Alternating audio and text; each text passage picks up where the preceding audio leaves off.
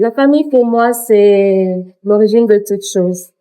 Je pense que l'éducation, elle s'acquiert d'abord dans le creuset familial. Je pense que la famille, c'est le meilleur endroit possible où l'être humain est censé croître, censé recevoir de l'amour, censé s'inspirer et avoir vraiment toutes les graines dont il a besoin, en fait, pour s'épanouir par la suite. C'est ça, la raison d'être de la famille. Mais de nos jours, je pense qu'il y a les familles ont des challenges. Les familles ont des challenges et les relations ne sont plus forcément aussi fluides, intenses qu'elles devraient l'être.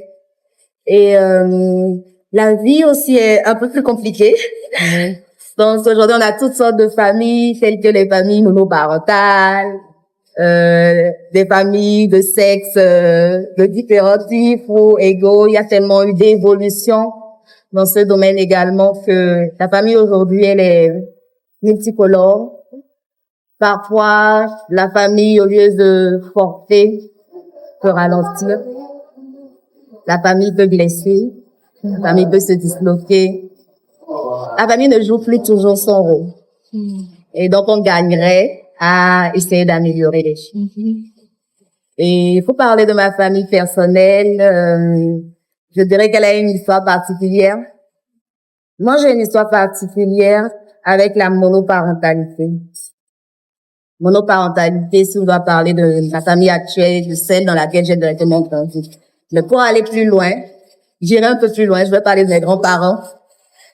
Mes grands-parents, du côté paternel, c'était une famille polygame. Mais mon grand-père est devenu polygame vraiment quand il était déjà très très vieux.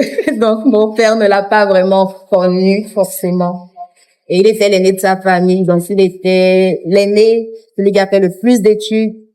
Donc il s'est retrouvé comme étant un peu comme le socle de sa famille, celui qui a dû porter ses plus jeunes frères, les envoyer également à l'école, s'occuper de ses parents. Et il a fait jusqu'à ce qu'il ne quitte ses terres à l'âge de 43 ans. Ça, c'est ce que je peux dire du côté paternel. Du côté maternel, j'ai eu un très bel exemple. Mon grand-père, des suites de la colonisation, je sais qu'il a eu à travailler avec un blanc et qui lui a appris le métier d'horloger. Et c'est également en ce moment qu'il a été connecté à la religion catholique. Du coup, tout ce qui était polygamie, animisme et autres, mon grand-père ne s'y intéressait pas. Mon grand-père et ma grand-mère étaient catholiques, fervents, pratiquants, donc ils sont restés monogames, bien qu'ils aient eu plusieurs enfants. Et ils sont restés assez unis. Ils sont un bel exemple quand même pour moi. Et j'en suis assez fière. Mais venant à mes parents, comme je l'ai dit tantôt, mon père est décédé assez tôt, donc je n'avais que 13 ans. Et je suis enfant unique pour mes deux parents. Donc,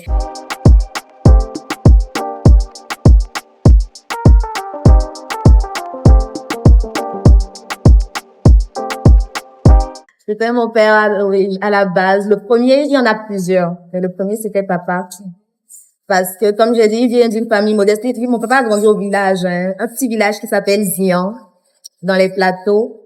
Et je me rappelle quand, parfois, je devais réviser, préparer pour les devoirs, que je disais, je suis fatiguée, ou vous occupez l'électricité. Il dit, moi, quand j'apprenais mes leçons, c'était avec le lampion. Tu connais le lampion?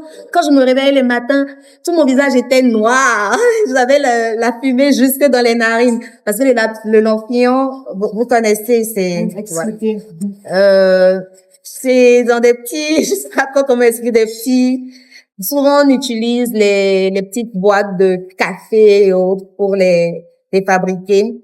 Et il y a donc la petite flamme, il y a une mèche voilà, il y a un fil, et du pétrole en dessus. Mais donc, la flamme n'est pas protégée, elle n'est pas couverte. C'est un peu comme avec les bougies, juste que le fil qui est utilisé, en fait, est assez épais, donc ça fait beaucoup de fumée, une fumée noire. Et donc, comme lui, c'était quelqu'un, il travaillait bien et beaucoup.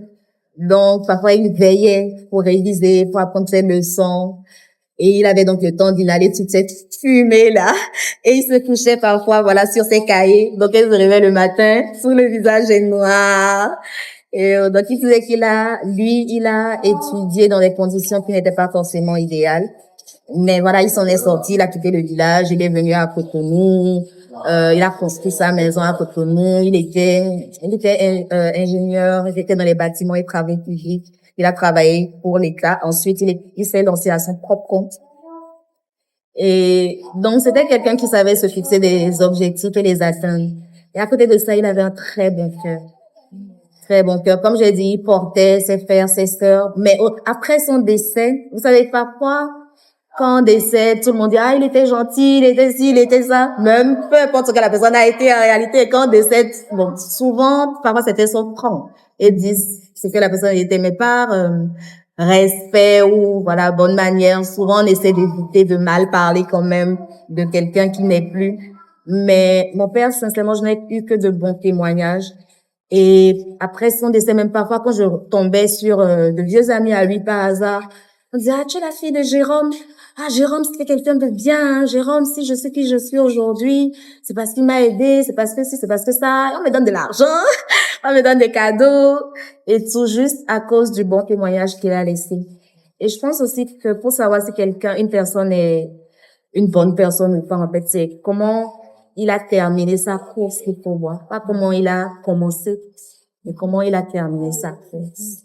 Et c'est vrai que sa course a été écourtée. D'ailleurs, on dit souvent que les belles âmes ne durent pas sur cette terre. Donc, c'est peut-être une preuve de cela.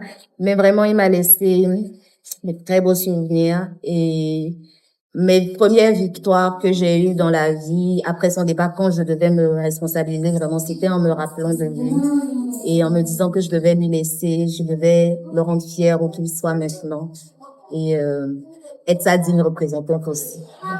Donc c'est mon père. D'ailleurs, j'ai donné un de ses prénoms à mon fils.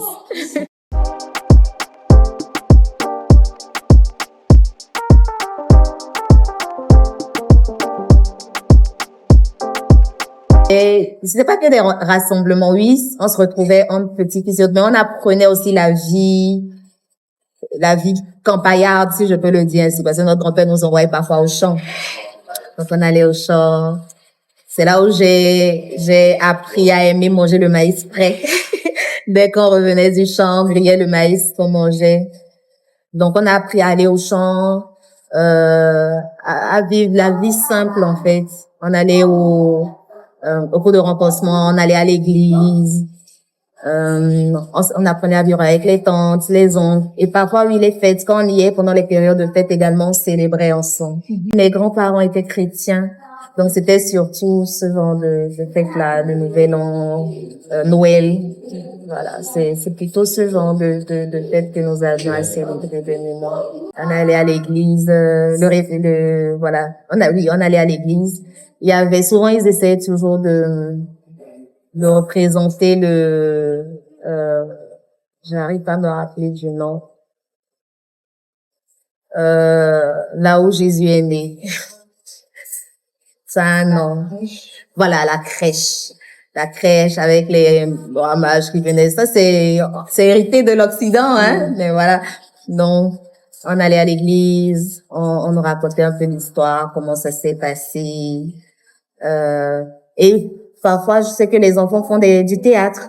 Mais ça, on se l'appropriait par contre, parce qu'ils s'habillaient traditionnellement et racontaient l'histoire de la naissance du Seigneur. Pardon. Et après, on dînait, toujours dans l'humeur festive. Et ça s'arrêtait là. Je me souviens pas quand on s'offrait des cadeaux mutuels forcément, mais c'était plus un moment de communion familiale. Mais parfois, des tantes, des oncles pouvaient également faire des cadeaux. Mais